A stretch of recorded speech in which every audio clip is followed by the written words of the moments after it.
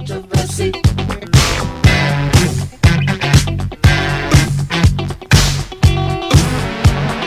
Controversy. Well, plenty of controversy. That is an understatement. Just controversy galore. We're going to try to get this done in 30 minutes. I don't think it's going to happen because we are here with the world's greatest #1 premier, ultra-talented ranter himself, Steve Barrett, and he is fuming. He looks like a kettle at the moment, just absolutely fuming. I'm terrified for my life. I'm in a shark cage right now, a shark tank.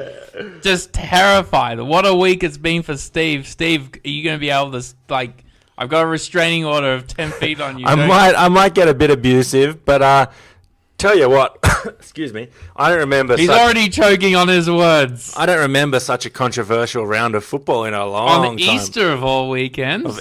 On Easter weekend. I mean, that Friday night, that game.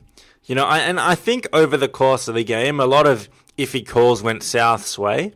Like pushes in the rucks and things like that. There's a lot of like gamesmanship, and it went South's way. But it has to be said that last play, the match-defining play, the referees got it spot on, and the 8-point try, the referees got spot on. So, outside of the general 50-50s going either side, I don't think that they were, I don't think they were howlers. I think the refs got them spot on. And James Graham, I mean, you can say he wasn't, playing at the feet. But first of all, to charge down, you don't dive at the legs.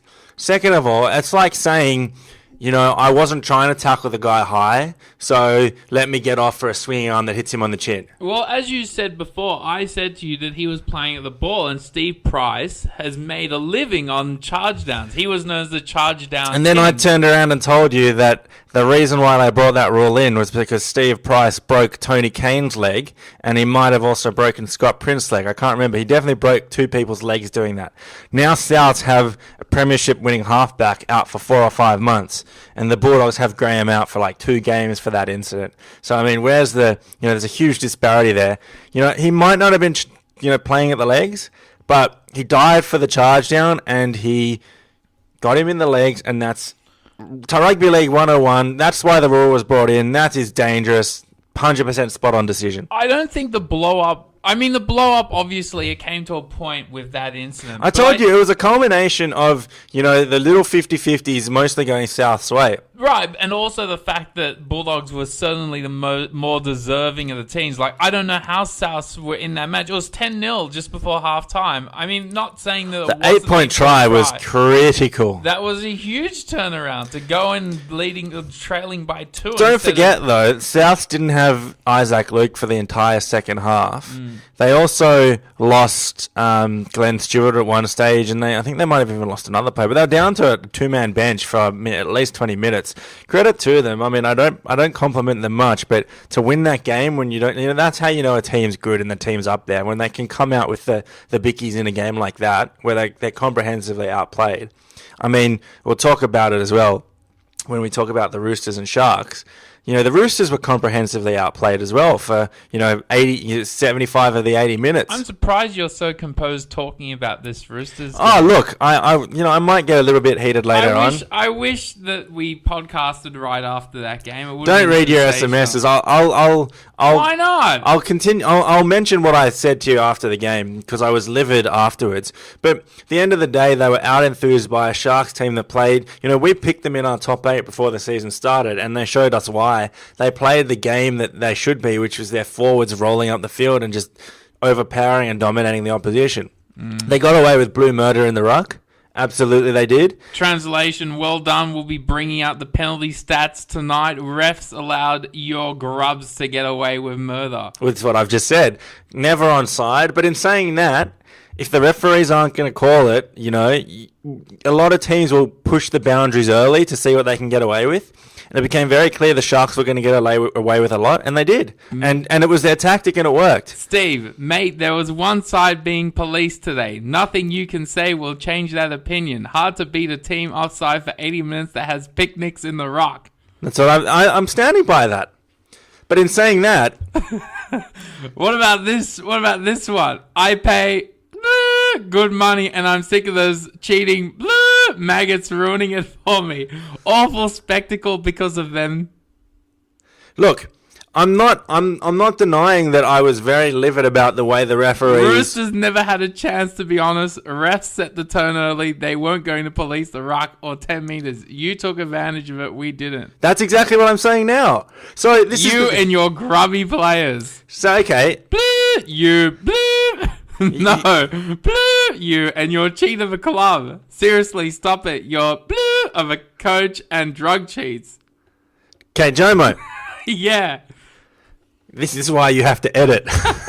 But no, the truth is, and I was a bit emotional in some of those, but the truth Just a little. the referees weren't controlling the ruck and they weren't controlling the offside.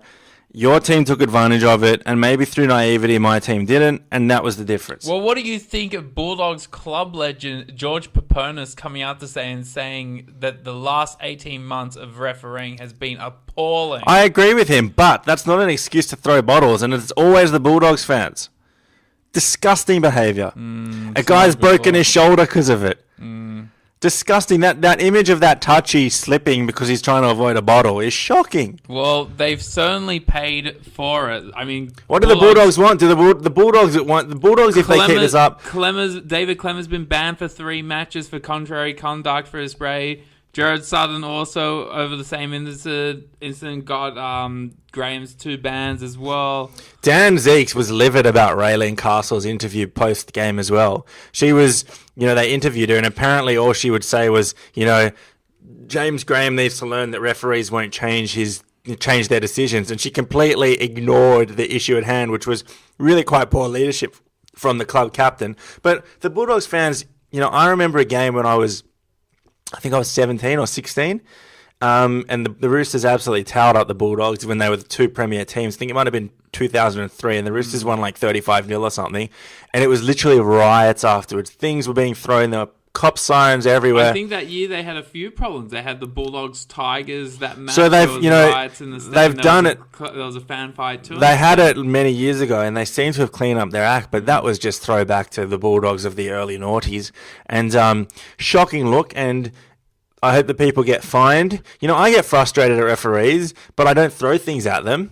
I don't even hurl abuse at them. I might boo them when they walk off, and that's it. Well, let me clarify. James Graham, Canterbury skipper, he got 4. He's banned for 4 matches. But that includes, I think, 1 or 2 for the incident with Reynolds. Correct. And David Clemmer's been banned for 3 matches for his spray at referee Jared Southern. Look, it's such a bad look, and that also riled the fans up. But there's no excuses for the fans behaving like that, and the perpetrators should be banned for life. And if it happens again, I think the Bulldogs need to be fined and dock competition points. And if it continues happening, they're going to have to do what happens in European football matches, and Bulldogs fans aren't going to be admitted into games. Simple. So shocking look for the game. That was a dark afternoon. I understand the frustrations, but the 2 key talking points the refs got spot on. Well, it's been 9 minutes in, and we haven't even started previewing the matches, but let's get right into it. That's because you went on your tangent. I just want... You know what, Steve? I think your frustration was reflective of the general feeling in the rugby league community this week. Look, I was frustrated because my team got out-muscled, and it is very frustrating to watch that. It wasn't, it turned into, a wrestling game. It was like a wrestling match, and your team handled it better than mine. And Jack Bird just had the class to ice it. But it's very frustrating when you get accustomed to this free-flowing style of game and you don't get it. And very often, there's a few teams that the Roosters struggle with, and the Sharks are one of them. And I kind of implied that last week. I wasn't game enough to tip against them, but I implied that this is a game they traditionally struggled with, and they did. Well, we're going to go through all the previews, including Steve's magical run of tips. We're going to talk about the Eels-Tigers controversy. Can I talk about the refs one more time? What's going on with the Eagles? There's so much to get through. Can I talk about one more thing with the refs before we start? How can I hold you back, Steve? One thing that I think really grates the fans, and I know it grates the fans, is inconsistency. So earlier this year, they decided that You mean inconsistent calls? inconsistency amongst between games. They made it very clear earlier in the year that this year the video ref can intervene in cases of knock-ons where a scrum has been called and to say the feed is going to the wrong team. Now, in the Tigers-Eels game yesterday, Robbie Farah was tackled by Watmo. They ruled the ball was played out by Watmo and gave the feed to the Tigers. On replay, it was clear to everybody, commentators, everyone alike, that Watmo had actually played the arm of Farah. There was no knock-on from Watmo. It was only knocked on by Farah, and the decision should have been reversed. And then they looked at 2 or 3 replays, and then the referees on field said, no, where the decision stands, Tigers feed. Now, this is to me, I can't fathom that, because how can you say and allow it in one game to happen, but then not allow it into the next? To me, that to me comes across as cheating. Because you've allowed one team the benefit, why won't you allow another team? I mean, if that's not a stitch-up, nothing is. There's a lot to answer for the Either referee. you have the video ref can intervene on that, or he can't. You can't have, he can decide to if he wants to, or he cannot. He either does it or he doesn't. It was so clear. Just as well, Stubby and Benny Kosh aren't here tonight. It's all about your rant tonight, Steve. But I've got them out, I think. Enough with the referees. Let's move on to this week's games. The Roosters, they travel up to the north to face the Brisbane Broncos at Suncorp Stadium. Friday night clash. Your man, Jared Waerea-Hargreaves, returns for the Roosters, and boy, did they miss him on the weekend, looking very lethargic in the forward pack. Sam Thaiday returns to the starting team for the Broncos. Do you think he's earned Wayne Bennett's trust? He's not the player he was. No way, but you hit the nail on the head with JWH. I didn't think they'd miss him. They really did. That game was tailor-made for him. Just the kind of guy that might make an opposition forward think twice about the way he runs and who he's going to run at. And there was just, the Sharks steamrolled the Roosters pack, and JWH would have made a big difference. Bit of controversy out of the Roosters this week with boom youngster Willis Meehan being stood down voluntarily by the club. Well, does that have an effect on the first grade team? It doesn't, but this guy is really highly rated. And if he has done what he's alleged he's done, even if he's found guilty, if he's not found guilty, rather, if he's, he was out at 2:30 a.m. the day of a game, the morning of a game. He apparently got released from jail at 11:30 a.m., didn't tell the club and went and played and destroyed your under-20s. Unbelievable. But, I mean, the key thing is he's accused of stealing a guy's watch and headbutting the guy. The whole way that story went down is just unbelievable. I think. And I mean, for a team like the Roosters, who player welfare is so high on the agenda, it's really startling. I mean, I think he's a highly rated young boxer, so he might forge a career in boxing. But anyway, if he was out at 2:30 a.m., I think that's grounds for sacking straight away the day of a game. If he's found guilty of the 2 charges, that's a no-brainer, instant sacking as well. But I wouldn't be surprised if they kind of go the Jake Friend route with him and sack him, but kind of keep him involved and look after his welfare.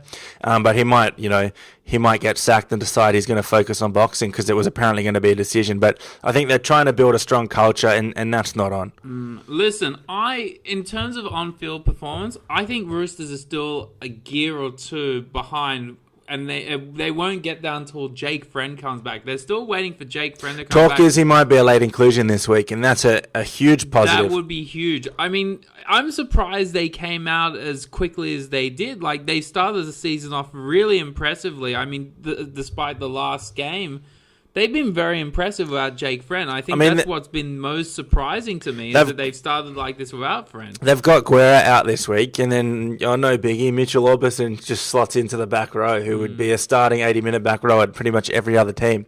So luxury of riches. I'm hoping last week was just a kick up the backside. They ran into a Sharks team who played like, we expected they would. Pre-season, and I think it might have kick-started the Sharks season as well. This is the sort of game that, for a losing team like the Roosters, this is a good game for them to have. To travel up north, it's a game that they need to be focused to take on Broncos, who are playing well, but I definitely think Roosters have their have their reach. Yeah, look, I think the Roosters will win this one. I'm tipping Roosters I'm will not win this. confident, but I don't think we'll see a repeat performance from them as well. I'm They were quite lethargic. confident. They were out enthused. I don't think they'll do it again. I actually feel sorry for Brisbane forwards. I think Roosters are going to come out hard, especially with Jared Rio-Hargraves back. I think he's going to try to make some noise in this one and try to rally the troops. I mean, the shining light in the Roosters game against the Sharks was they have an absolute superstar in their hands in Roger Tuivasa-Sheck. The kid is going to be one of the elite players over the next 5 years. I'm just hoping that they can lock him up to a long-term deal. He is the priority now. Moving down to Ramonda Stadium Friday night, the Sharks, off their first win of the season against the Roosters, take on the Newcastle Knights, who had their first loss of the season, tipped exclusively here on the Dropkicks podcast by Steve himself. I think I got both these games spot on last week. You know, I kind of implied that I was worried about You mean the the Roosters. Sharks tip, yeah. It was implied I was worried about the game. I didn't tip the Sharks because I just couldn't do it, but I was implied that they've turned into a bit of a bogey team for the Roosters. And they haven't. And if they can play with the enthusiasm they played with against the Roosters, and if they don't even need, the Knights aren't a team that you need to stifle like you do the Roosters, so they don't even need to get the same latitude in the ruck and the same latitude with the 10 metres. They just need to play with the same enthusiasm, and I think they'll win this game. There you have it. For Newcastle, Bo Scott is out for a fortnight. Huge and loss. The big story in this game is Ben Barber returns for the Sharks, but he's on the bench at the moment, a 6-man bench. Valentine Holmes was sensational fullback. He stays there. Jack Bird was Actually, Holmes played mostly on the wing, to be honest. He did, between him and Michael Gordon. I mean, the undisputed star of that game, and it was quite fortuitous that he was playing even with Barber suspended, was Jack Bird. Oh, you have a revelation. You have the future New South Wales, or maybe he might be a centre. Maybe you have a future Origin player on your hands. Oh, yeah. I'm very confident of that. I think him and Valentine Holmes will be lining up against Holmes is each a other. Queenslander. I know. Okay. They'll be lining up against each other. I don't know if Jack Bird will be a 5'8" at Origin level because his game wasn't that of a traditional playmaking 5'8", but I think he'll be there eventually as a centre. He's bloody quick too. Yeah, he's a very good player. Amazing for someone with arthritis as well. He has arthritis? He has arthritis. He pays they're giving him treatments. It costs $28,000 a year. He has to have a shot every fortnight. Oh, an injection dear, every oh dear. fortnight. Where is it like... Oh, Paul Gallen's told the story that he was diagnosed with arthritis when he was 16. Is it Is it like whole body or is it a particular joint? I'm not exactly sure. I just assumed hands. That's ridiculous. I just assumed hands. Just makes it all the more amazing. Yeah, it is a really amazing story, and you should see. It makes you cheer him on a bit more. Well, in the press conference, it was Gallen, Bird, and Flanagan, your favorite coach. I hate NRL, Flanagan. Steve. But Gallen and Bird were very charming. Like Gallen's really sort of taking him under his Once wing. Gallen's gone, how is your club possibly going to hold on to Bird? I can't see it, Jomo.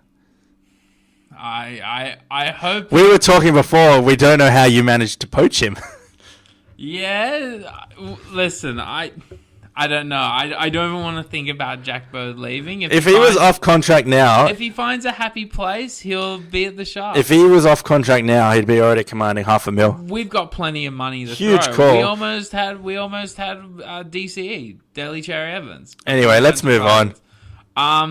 It'll be interesting to see what they do with Barber off the bench. I don't even know where he'll go when he goes on the field.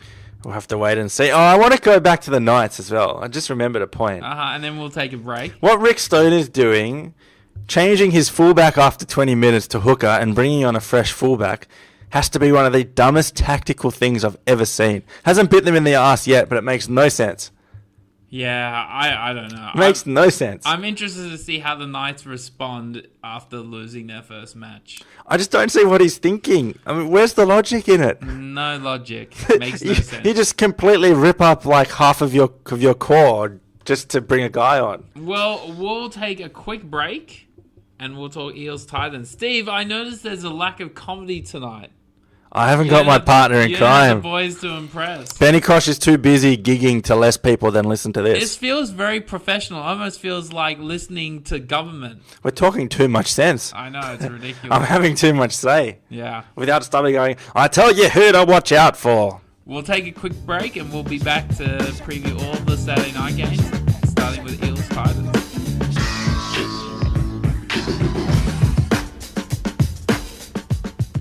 And we're back. That was what I was waiting for. I was waiting for that one.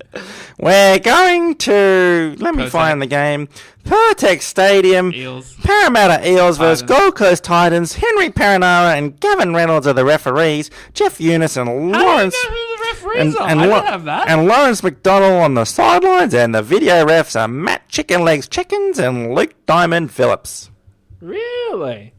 Probably don't want to know who lines up for refereeing. We got the most unimpressive team from the last round. The Eels were shocking yesterday. Let's not spend much time on this. And we got the disgustingly frustrating Titans who can only beat the team that beat my Poor team. Brad Arthur must be pulling his hair out. He I'm- has no hair left. I'm going for the Eels in this one just because I know they're a better team than the Titans. Eels are becoming the Sydney version of the Warriors. Just hot and cold this year. To be fair, yesterday their How centres... do they go from beating the premiers, the reigning premiers, South Sydney, and then they lose to the West Tigers? Because their back line for the second half yesterday was Hopper at fullback, Faremo and Falau on the wings, and their centres were David Gower and Manu Mau.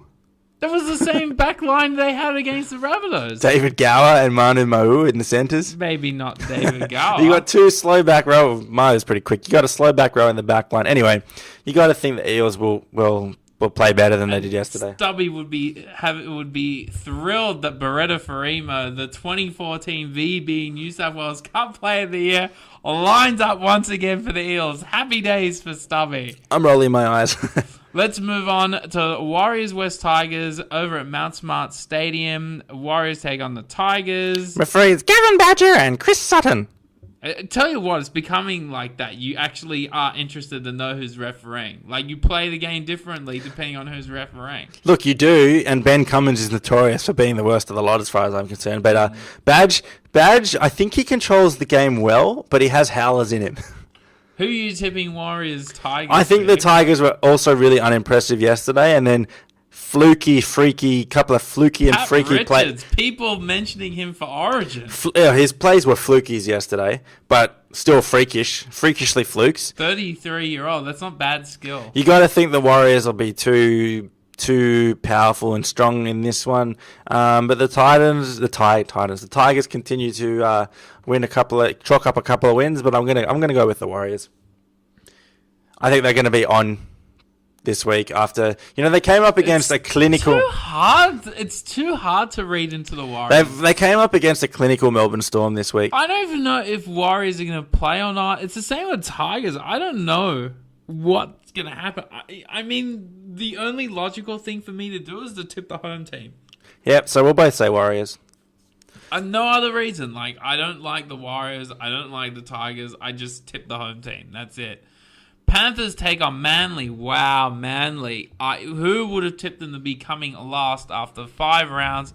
Panthers lost. It wasn't a thumping. It turned out to be a thumping. They just ran into a rampant Jonathan A Thurston. hot Jonathan Thurston. And they also had a couple of tough video ref decisions go against them. Steve, an interesting stat that I heard last night on Triple M. Yep. The Panthers have never won a game when Jamie Sauer doesn't play.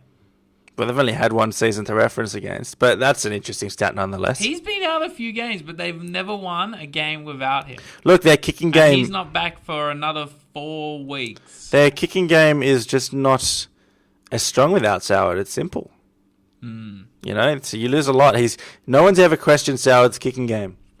So, you're right. Manly sitting in bottom place. That forward... They've got the best halves combination in the comp. They've also got I didn't think they'd do that well this year, but I didn't think they'd struggle like this. They've also got the worst forward pack in the comp and a back line, a three-quarter line that's been absolutely decimated by injuries. The only shining light for them was young Tom Trebojevic last week. Yeah, Stubby's boy. Try-scoring freak. Who are you tipping in this one? Penny Panthers. I'm taking... I tell you, we've got a lot of easy decision games this week. Talking about an easy decision game, the Raiders take on the Storm. Oh, should we take a break? No, we should take a break. Should we take a break? We should, because it's Sunday, this It's game. Sunday. How come there's only 2... There's 3. No, there's 3. There was 3. I'm just getting all caught up in the emotion. All right, we'll take a break and we'll be back to preview Raiders Storm. And we're back. Not back yet.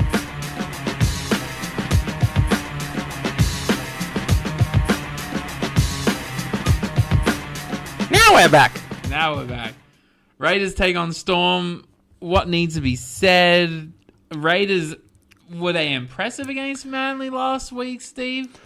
I think they did what they had to do. And Storm beat a pretty Oh, complete. I mean, you know what do who's say about you the know who's Warriors made a thing? phenomenal difference to the Storm is Blake Green. He's very good. What a bargain buy! I've liked him for a long time. Typical Craig Bellamy signing. He's just getting the best out of him. He's very good. Blake Green is a guy that went to England a reserve grader, and he's come back a guy who's up to first grade. You look, he's revitalised, re-energised. He's got the Storm back into a top 8, possibly a top 4 team. Mariki Korobidi is the form winger in the comp. What a player. I love watching him. The amazing thing about Melbourne is they're doing it without Billy Slater really having much involvement. Blake Green's really stepped up, and there's a lot to like about that team. They got a good mix of talent, a good mix of flair, a good mix of brains, a good mix of experience and control, and you got to think that they'll be too strong for Canberra. But in saying that, Canberra often beat Melbourne. They're one of Melbourne's bogey teams, so I'm not 100% confident in this tip. Is this one of Steve's? No, I'm not confident enough to say. Are you feeling clairvoyancy? I'm not confident enough to tip the Raiders in this one. But again, I say it often. I won't be surprised to see them win this. But you have to go with the Storm. Let me ask you, one of the players going down to Melbourne, because you said it with Blake Green, that Blake Green is one of those players that Bellamy just brings the best out of. What have you thought of Dale Finucane? He was one of those players. He came highly rated, and I don't think the Bulldogs were happy about losing him. And I think he's been a bit disappointing. He's, maybe he's not really. He's getting, Tohu Harrison, Proctor, and McLean. The rest of the pack are killing it, and he's just a little bit. He just hasn't been all that noticeable. I thought he would have been one of the bright spots for the Storm. I think. Hey, but they haven't needed him. I think if he puts it together, I think Storm might elevate themselves to a much. I told you they still got it. They're just a very, very smart team. They know how to play. And Blake Green's taken the pressure off the other guys. For what they lose in athleticism, then they make up in smarts. They're just a smart team. Absolutely. Dragons take on the Bulldogs at ANZ Stadium. Sunday afternoon game. This is your live Channel 9 4 p.m. game. My man, Ben Cummins refereeing. Watch the ruck in this game. This is just going to be a wrestle-a-thon. And, sorry, caution, boys, but you might be playing an under-strength Bulldogs team, but Desi's going to get the wrestle on big time, and they're going to be lying all over you, and Ben Cummins will let them get away with it. Well, the Cautions must be riding high on confidence. They must be loving life right now. Back-to-back wins, and they face a Bulldogs team that's depleted with injuries. Three Three international props Graham, missing. David Clemmer, Sam Cassiano are all missing. 3 international props. Brett Morris is also an having origin hamstring. winger / fullback. Sam Perrott moves back to fullback. Which is awful. And Bly in the centres. I mean, Josh Reynolds is moving to 5'8". Des will have his team ready. And as I said, Cummins will let them get away with murder in the ruck. And if they're smart, they'll do it. Dragons, good shutout against the Knights. But the Knights were really average. They didn't throw anything at them. That's the most disjointed attack I've ever seen by an NRL team. I'm going to say the Dragons just because the Dogs are missing a lot. But... this will be a scrappy affair. It'll be a low-scoring affair, and, who knows? Is there any part of you that thinks the Bulldogs will respond? I think they will, this week? but their game is built around their pack, and they're missing Cassiano, they're missing Clemmer, and they're missing Graham. They're 3 international props. But do you think that forward pack will struggle with the Dragons forward pack? I mean, apart from Trent Merrin. I don't. Trent Merrin's been so fantastic. He's forced himself into the starting lineup. I don't think they'll struggle with them, but, I mean, they still got Josh Jackson, Tony Williams, Greg Eastwood's still very good. Aiden Tolman's captain this week. I think he'll be good. I mean, I just don't like that backline, to be honest. I don't see how they're going to score points, but if it's a low-scoring game, they only need to score a couple of tries. Okay. They could jag them. I still tip Bulldogs in this one. Okay. And last match... No break? No, we never break. We don't break between Monday? No, and we're still here! The Rabbitohs take on the Cowboys. Adam Reynolds is out with a long-term knee injury. We're talking 4 or 5 months. John Southern will be back at 5'8". Bit of a luxury to bring a guy in who's played the 90% of the career in that position. You know more than anyone else, their halves combination is Keary and Reynolds. That's when they're at their best. I mean, in the 2 years, they had that combination for the last 8 weeks of the season last year, and that's when they won the comp. They wouldn't have won the comp without Reynolds and I think Keary will be better at 7 than he is at 6. He plays more like a 7. The Cowboys finding some form. He goes back and forth sometimes. I think I see him as a 7. Dynamic. I see him as a 7. Okay. Anyway, Cowboys hitting their straps. Are the JT. Cowboys hitting their straps, or is JT hitting his straps? JT's hitting his straps, but he's a big. James Tamu's playing well again. Tomalolo is just a freak. Matt Scott's the best prop in the game. Their backline's starting to fire a bit more. I mean, I think I prefer Morgan at fullback, but they've won 2 games since he moved to 5'8", so why change? Tau Monga played really well last night. Winterstein's a really good winger, I think. Lynette's a bit average, in attack, but he's good defensively. And Coote's got some nice touches. So I think they've found a good balance. They got a monster pack. They've got near the perfect pack except for Hooker, but Granville's doing okay. This will be a good game. I don't know which way to tip. This is the one really difficult game to tip. I'm tipping Cowboys. There was a game that was very similar to this, like at ANZ Stadium towards the end of last year. At the end of last year. Yeah, it was a wet Saturday night. Cowboys were pretty dominant. I actually had a feeling there was a chance that the Rabbitohs were going to play the winner of the Cowboys-Roosters game. I thought that they would struggle more against the Cowboys team than they would against the Roosters. I had a feeling that they would be... I don't think they were going to struggle against anyone. Ben Cummins was the ref in that semi. Maybe, but I had a feeling if they faced the Cowboys, they would have struggled that match, Rabbitohs. Anyhow, I'm really not confident either way in this one. I'm taking Cowboys. I'm going to take Souths only because I can't really see them losing. No, they won last week. I don't know, Jomo. I'm going to tip a draw. You're going to tip a draw? I'm tipping a draw, golden point. All right. Why not? There you go. Steve, that's been a 30-minute preview. Did we get it in 30 minutes? No nonsense when we preview it. Do we have any time left? If you want to. I mean, we can go on as long as we want. I want to give my fantasy player of the week. Who's your fantasy player? Fantasy player of the week has to be... Ben Cummins. No, Ben Cummins. Ben Cummins. Dominant forward. Has to be Aiden Tolman with half his pack missing. He could play it close to 80 minutes. He could make 1 million tackles. He could have 30 runs. Got to be him. And, so Aiden Tolman. Sign him up. It's going to be a bargain not bargain. He's going to get you huge numbers for a month. And the big question that everyone is wondering... Yep. Where is everyone tonight? What is going on? When are they coming back? Can you fill us in? Give us something. Benny Kosh is gigging, as I said. People are bored by all this smart talk. Benny Kosh is gigging. We're not reading off a teleprompter or something. No. This is all off the top of our head. He's gigging. He's got an audience which is less than our listeners, so he's got 2 people in the crowd. Stubby's channeled his inner Jomo and is in Melbourne on a Discovery weekend. I channel Stubby. I just winked into the microphone. Thing. I get the wink. And Dan Kosh is still recovering from 2 weeks ago when he spoke more than he has his entire life. He's wrecked his vocal cords. He's got nodules. Damaged them. He's got nodules, so they won't. He's at home sucking down the tea. Don't expect to hear much from him. Lemon and ginger. Yeah, but absolute pleasure, Jomo. I tell you what, we save a lot of time with just the 2 of us. We certainly have. And for everyone else that's just following you on every step of your journey, how is the delivery coming? We're 6 weeks away from my life changing forever.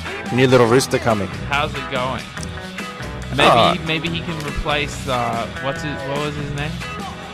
John and Medell. Not John and Medell. The guy who was the rooster. You're gonna teach him how Willis to get Meehan. What if it's a girl? Phones. Willie Meehan. That's the one. What if it's a girl? Call him Willina Meehan.